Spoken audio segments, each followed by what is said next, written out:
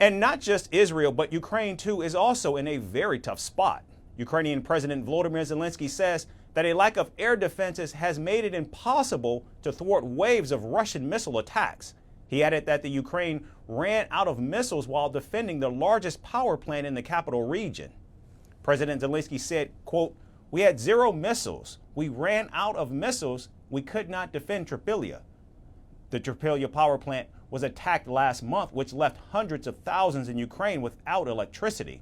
The Trypillia thermal plant is located just south of Kyiv and generates electricity for almost 3 million Ukrainians. Now it's responsible for providing electricity to all of Kyiv and the neighboring cities of Zhytomyr and Cherkasy. President Zelensky says that Russia fired 11 missiles at the power plant, out of which only 7 were in fact intercepted because the Ukrainian battery had exhausted all its missiles.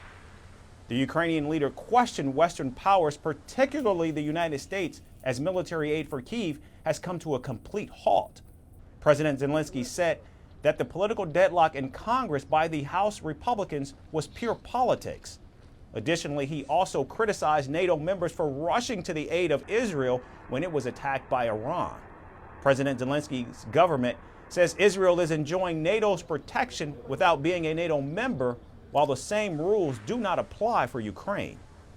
And everything we are asking from partners, even if you cannot act the way you act in Israel, give us what we need, and we will do the rest of the job. As the war drags on, Vladimir Putin has pledged to strike more of Ukraine's energy infrastructure, forcing Kyiv to direct its scarce military defenses from the front lines to central regions.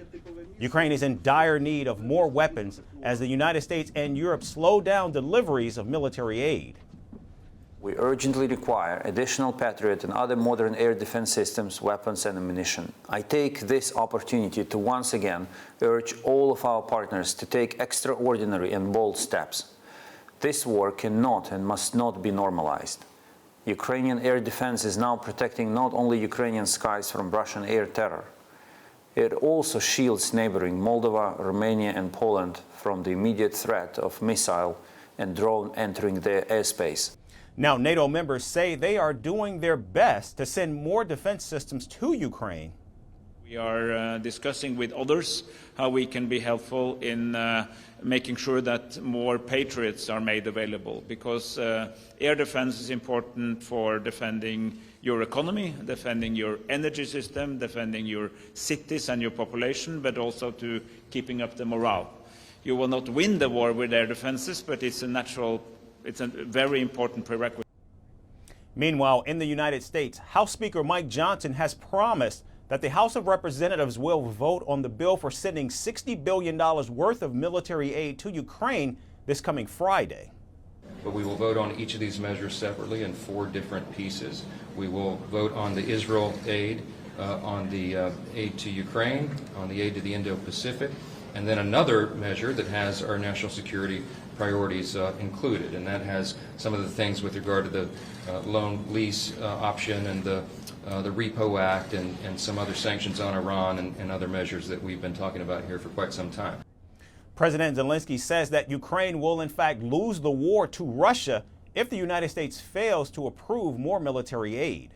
Meanwhile, Putin's troops have changed strategy as they go after Ukraine's energy systems, a tactical shift from the conventional fighting which appears to be severely testing Ukraine's resolve. From impeachments to inaugurations, if it's a political story, we are on the scene. The race for the White House is heating up. We're beating Biden. How dare he say that? If it's breaking news, we're live with the latest coverage. From the White House, the State Department, and Capitol Hill, we know the issues, but above all, we know the players to bring you the latest in-depth analysis on all the key stories that we're covering. I'm Eric Ham. Join me from Washington here on First Post America.